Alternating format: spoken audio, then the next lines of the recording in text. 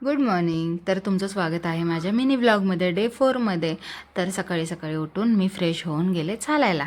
Morning वॉकसाठी मी माझ्याच शेतातल्या रोडला जाते, जिथं मला खूप सुंदर वाटतं रोजच चालायला. कारण वातावरण पण एक नंबर असतं, ना गर्दी असते ना गाड्या असतात.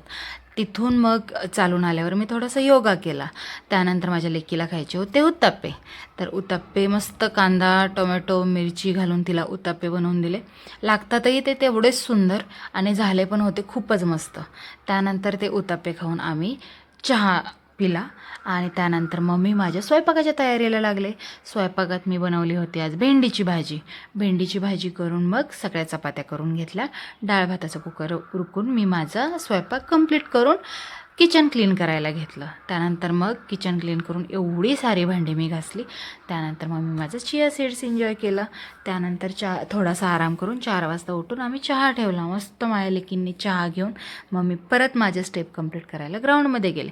आम्हाला संध्याकाळी जेवायला जायचं होतं. मग आम्ही गेलो मयूर रेस्टॉरंटला. रेस्टॉरंट खूपच सुंदर आहे आणि तिथला मेन म्हणजे ॲम्बियन्स मला खूप आवडतो. तिथली टेस्टही एक नंबर असते. आम्ही जेवणात मागवलं होतं लॉलीपॉप ग्रेव्हीमध्ये आणि चिकन हंडी आणि भाकरी आणि माझ्या लेकीने मागवली होती रोटी. पण भाकरी दुपारची आल्यामुळं मी परत माझी भाकरी रिटर्न करून रोटीच मागवली. तिथलं जेवण मस्त एन्जॉय करून आम्ही रिटर्न निघालो.